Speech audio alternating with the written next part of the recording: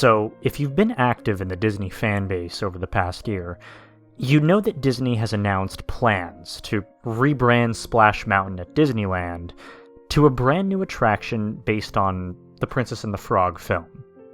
While this has been touted as a way to bring Tiana, and therefore diversity to the parks, some of us, people like myself, who have worked on the ride, had a feeling that there was a different reason for the change.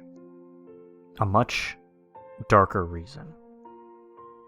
See, if you didn't know, Splash Mountain is based on the 1946 film Song of the South, which has effectively been banned by the Disney Corporation, despite being the source for Splash Mountain. While the film never got an official VHS release in the US, it was released overseas. Since it never got a release here, the only way to watch it was in a movie theater, which only happened twice, on a foreign release, or a bootleg copy of the movie. One particular bootleg was smuggled in from Japan in 1990, the year after Splash Mountain opened, by a cast member named Remus George. Remus was on a trip with his school when he smuggled the tape out of a small market and was confronted by the owner for theft. Eventually, the owner decided to let Remus go with the tape, but without Remus's knowledge, he put a curse on it. One which was designed to bring about the downfall of any thief. Upon returning to the US, Remus and two friends watched the tape in his dorm. See, one of these friends recalls that the film seemed to have an effect on Remus, and that he could be heard whistling songs from the movie during his shifts at Disney the day after watching the tape. This was odd, since Remus had before been a very quiet individual, but his behavior changed even further. Remus worked in Fantasyland, usually at the Matterhorn. However, in the days after viewing the film, he would either leave his post early or skip his shifts altogether. Whenever this happened, he would quickly be located at Splash Mountain, standing at the entrance, almost in a daze. He didn't seem to care about skipping work, but, of course, Disney certainly did. Not even a week after his behavior changed, management had enough of his actions and fired him. Despite being fired, though, this still didn't change his obsession with Splash Mountain. He still stood by the entrance daily, yet never going on the ride. And one day, he actually managed to get on the ride, but was so overjoyed at the sight of the animatronic Song of the South characters that he jumped out of his log and tried to join them on the bank. Unfortunately, he jumped out right when his log was going down one of the drops, and he was flung onto the banks at the bottom, killing him instantly. Now, while Remus's death was ruled as an accident, the two friends who had watched the movie with him had a feeling it had to do with that tape. After all, he had only started acting odd after watching it. So they rewatched it, only this time the audio in the Laugh-In Palace segment was silent, and all that could be heard was a voice saying, "The thief has met his downfall," over and over again, until the segment ended. The two left Disney shortly after. All seemed back to normal after that, until 1992, when 25-year-old Michael Nelson got off Splash Mountain, claiming to have seen one of the Briar Rabbit animatronics on the ride staring directly at him while singing, "How do you do? Mighty pleasant thievin'. How do you do? Soon we'll be a-meetin'."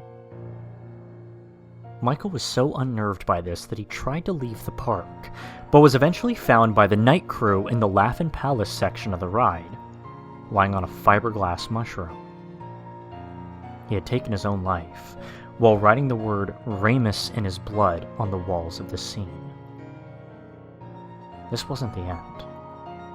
No, see, by the end of 1999, the ride's 10th anniversary, over 100 people had reported hearing disturbing cries of "Remember Remus," and disturbing laughter throughout the ride. Park officials had no explanation for this phenomenon, other than to lie and tell the guests that they had been hearing a test audio effect which had recently been installed. Eventually, a priest was called in to inspect the ride for spirits. The priest was so shaken by what he found that he ordered Disney to close the ride immediately. There was something that no person should be exposed to on that ride, was all he said. Something not of this world. And of course, Disney obviously refused to close the ride. So the priest thought of a plan, drawing a cross in holy water on a mushroom in the attraction. A light was ordered to be left on the mushroom at all times to keep the spirits at bay. And this brings us to 2004, when I started working on Splash Mountain. The first night I was doing my walkthrough, my supervisor Tom told me the whole story of Remus and the light on the mushroom. I thought he was kidding, at first. After all, workplace ghost stories aren't exactly rare. I figured this was just Tom pulling the new guy's leg, and we were about to leave the Laughing Palace section when Tom called into the dark tunnel. "I left the light on for you, Remus." He then turned to me and said, "Always leave the light on for Remus." I made pretty good on that promise. Until about 2 years later, when, for whatever reason, I forgot to leave Remus's light on. Well, the next day, a child climbing out of his log slipped and got his foot caught between the log and shore, causing his foot to be ripped off when the log suddenly moved. And every night after that, I made sure to leave the light on for Remus. Over the next few years, every now and again, some intern or college program student would forget, and an incident would always occur the following day. Charles Davis fractured both his arms leaping out of a boat during an evacuation. Dennis Johnson became hysterical and tried to climb off the ride, only to fall and be struck by an oncoming boat. Zoe Fanny managed to get off the ride vehicle and climb a fake tree, eventually falling and breaking her back. And by the time I left in 2011, I had either seen or heard of 27 incidents occurring on or around Splash Mountain. I can only imagine how many have occurred since then. And of course, as you all well know, Disneyland and Splash Mountain were closed for most of 2020 and early 2021 due to the pandemic. A group of higher-ups who were aware of the curse did some research into paranormal activities, and, well, they found out about the connection between Remus and Song of the South, and deduced that that was what was dragging the ordeal out. Nobody knows when Disney will actually go through with removing the Song of the South theme. Could be months, years, or even decades. Till they do, though, I only hope that whatever cast member closes the ride leaves a light on for Remus.